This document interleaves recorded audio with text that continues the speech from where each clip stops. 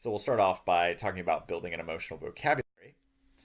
Much of the information that I'm communicating to you today, I learned when I was in grad school, but not in my psychology courses. I actually learned it by being a patient, a client involved in group therapy. And group therapy to me was a transformational experience. And I enjoy talking about it because even though we've come a long way, there's still a stigma about therapy and the idea that therapy is you go to therapy when there's something wrong with you. That's absolutely not true. Therapy is a great way to learn emotional skills. It's a great way to learn social skills, and that my group therapy experience was that way. I just had this transformative experience where it completely changed the way I interact with my emotions for the better in a much more positive way.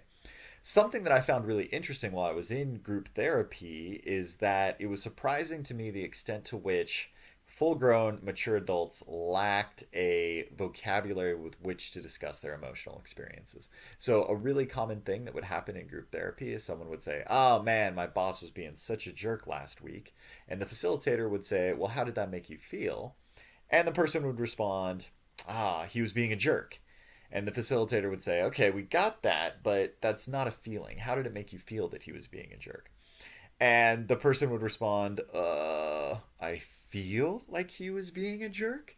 And the facilitator would say, yeah, that's still, you're using the word feel, but that's still not an emotion. What were you feeling? And the person would say, I don't know. They would get stumped. And part of that is because they weren't able to access their own emotions. They didn't have the awareness to access that. But a lot of it was just that they didn't have vocabulary with which to discuss their emotional experiences.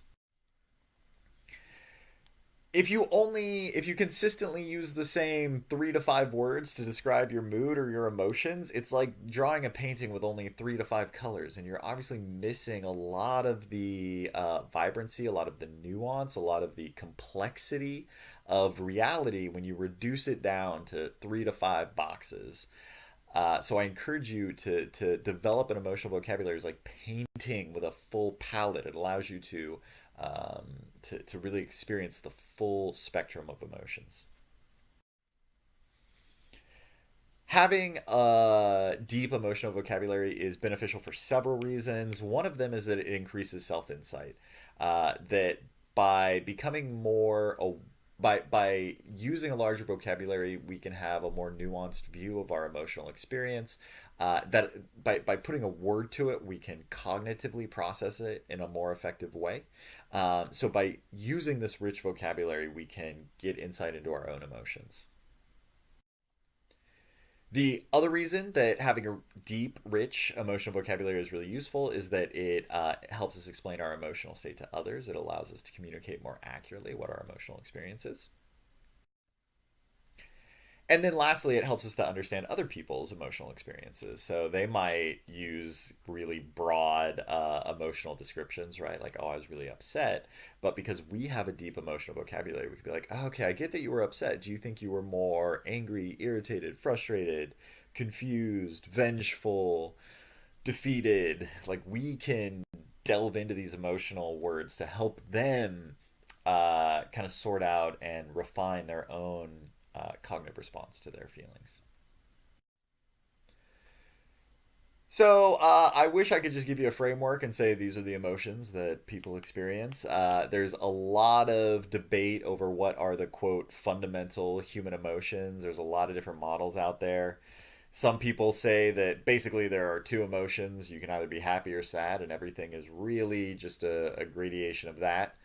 Um, there's this model that was used in Inside Out. This is actually a really popular psychological model that there are five basic fundamental emotions: sadness, fear, anger, disgust, joy.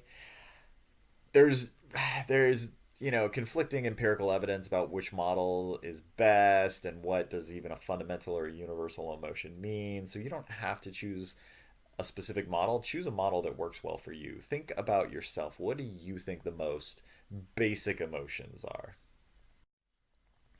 And then use that to develop a rich emotional vocabulary. So I love these little wheel things where it gives you all of these options to describe what your emotional experience is. And I actually had one of my students print this out and put it on her desk at work. And she said whenever she got really emotional, she'd look at this and kind of like hone in on what her exact experience is.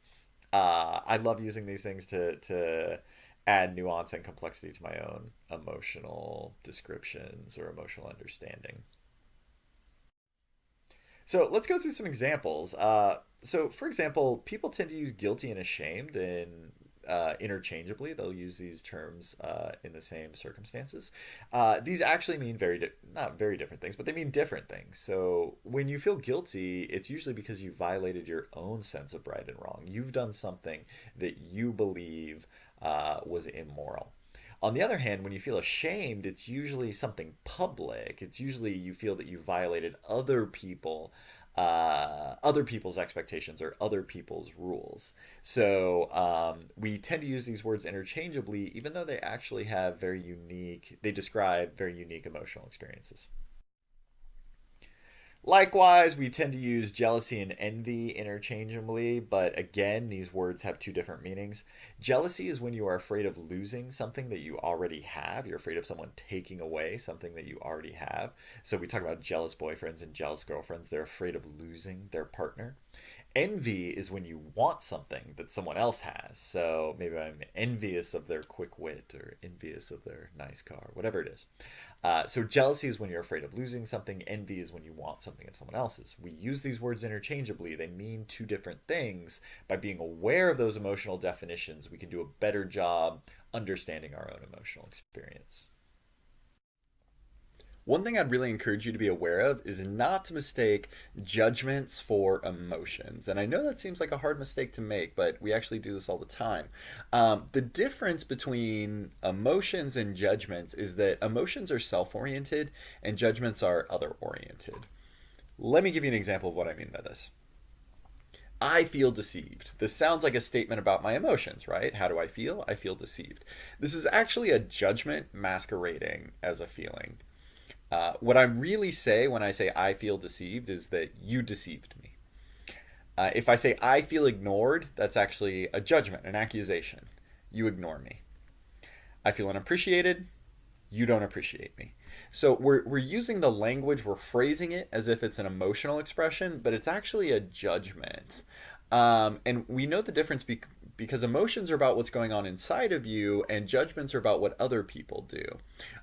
So I feel deceived comes across as an emotional statement, but really you don't feel deceived. You feel angry, you feel hurt, you feel scared, you feel sad. Those are emotions. When you say I feel deceived, you're actually making an accusation against another person. Same thing with I feel ignored, I feel unappreciated. So be careful of differentiating emotional expression from judgments. One way to differentiate judgments from emotions is to check to see if you can replace the word I feel with I think. If you can take a sentence and replace I feel with I think and it still makes sense, then that's a judgment, not an emotion. Let me give you an example of what I mean. If I say I feel you don't like me, I can take the word feel and I can replace it with think and it still makes sense, right? I think you don't like me. That means this is a judgment, not an emotion. I feel angry. Can I replace feel in this case with think? Can I say I think angry? No, that doesn't make sense. So this is a genuine expression of emotion.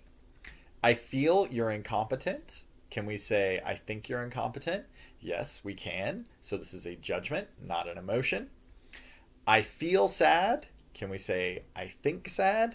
No, we can't. So this is a genuine emotional expression. We are very good at disguising our judgments as emotions where, hey, I'm just trying to tell you how I feel, and I feel that you are lazy, incompetent, all these other things, right? Those aren't feelings. Feelings are things like anger, fear, sadness, happiness, joy. Emotions are about what's going on inside of you, not judgments about other people's behaviors, and we often confuse them. So this is a quick way to check whether something is an emotion or a judgment.